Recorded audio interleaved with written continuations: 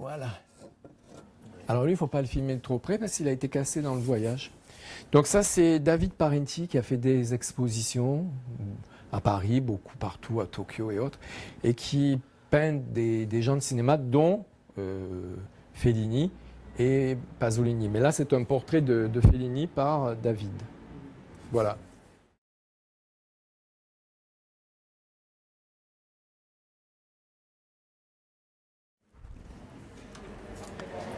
Bonjour à l'exposition Federico Fellini à la librairie du Panthéon. Donc, vous me suivez donc, parce que l'exposition elle n'occupe pas toute la librairie quand même. L'idée c'était que quand Marc Benda m'a demandé, parce que Dominique Delouche qui a été son assistant, donc de faire une exposition dans sa librairie, on a eu beaucoup de mal à trouver de la place parce qu'une librairie en général, il y a des livres. Alors l'idée c'était que ça fasse un concept d'hôtel, quoi, hôtel. Un hôtel avec des reliques, donc des choses qui nous sont chères, des choses que les gens n'ont certainement pas vues, c'est-à-dire des œuvres originales de Fellini, des croquis. Le texte, le sujet, comme on dit, qu'il avait préparé pour la suite de I Vitelloni, Moraldo Incita, et qui n'a jamais été tourné.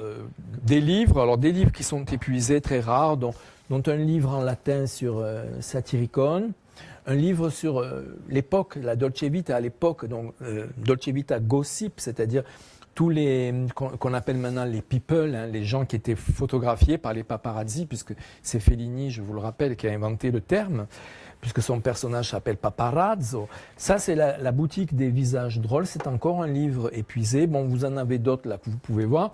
Là, c'est une caricature de Dominique Delouche. Là, c'est Delouche en ange. Ça, c'est une danseuse style Casino de Paris, comme vous pouvez le remarquer. Et ça, c'est magnifique. C'est une caricature de Nino Rota. Voilà. Donc, il y a un petit caillou à cause de la Strada, puisque dans la Strada, il mato dit à Gelsomine, regarde ce caillou, il est utile à quelque chose dans le monde. Et même toi, avec ta tête d'artichaut, tu sers à quelque chose. Là-dedans, il y a des lettres, des croquis, il y a des dessins de Pierre Etex, il y a des croquis par Fellini, vous voyez, il y en a quand même pas mal. Il y a des lettres, notamment des lettres qu'il m'avait adressées. Ça, c'est génial. Ce sont toutes les annotations manuscrites de la main de Nino Rota, des indications qu'il avait trouvées lui-même, ou que Fellini lui a donné, au sujet de la musique, donc de Il Bidone. Ça, c'est le contrat de travail de Dominique Delouche, qui était à l'époque payé 20 000 lire par semaine pour être premier assistant. Je ne sais pas ce que ça fait maintenant. Ça, c'est...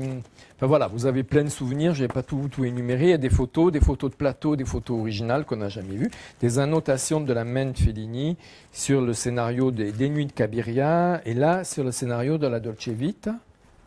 Ah oui, ça aussi, c'est très intéressant.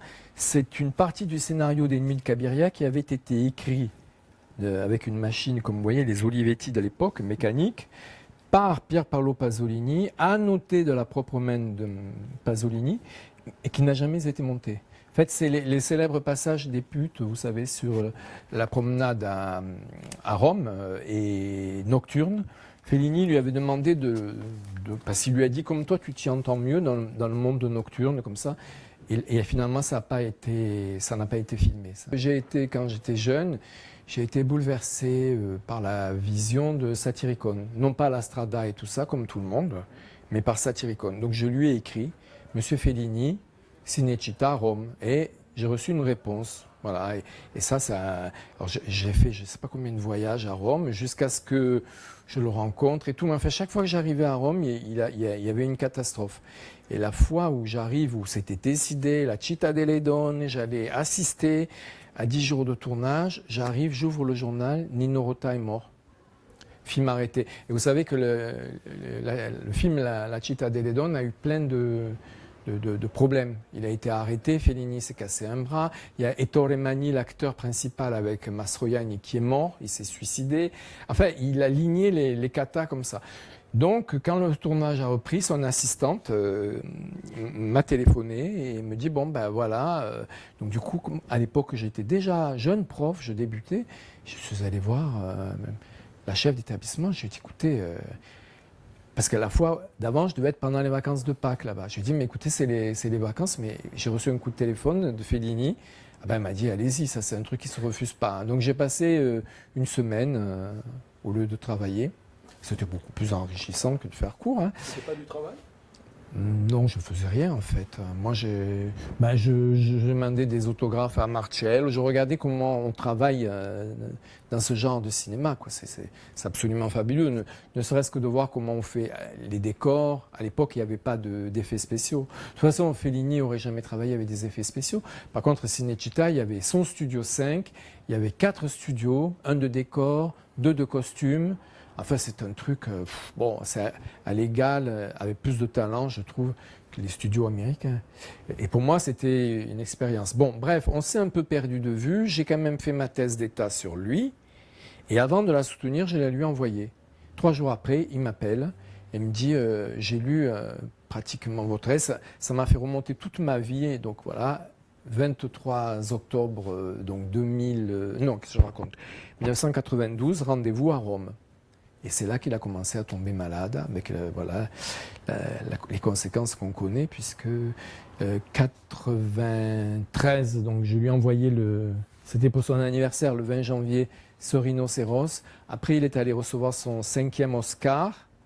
Et là, après, il a fait un autre ictus, un autre AVC, comme on dit, avec les conséquences fatales qu'on connaît. Voilà.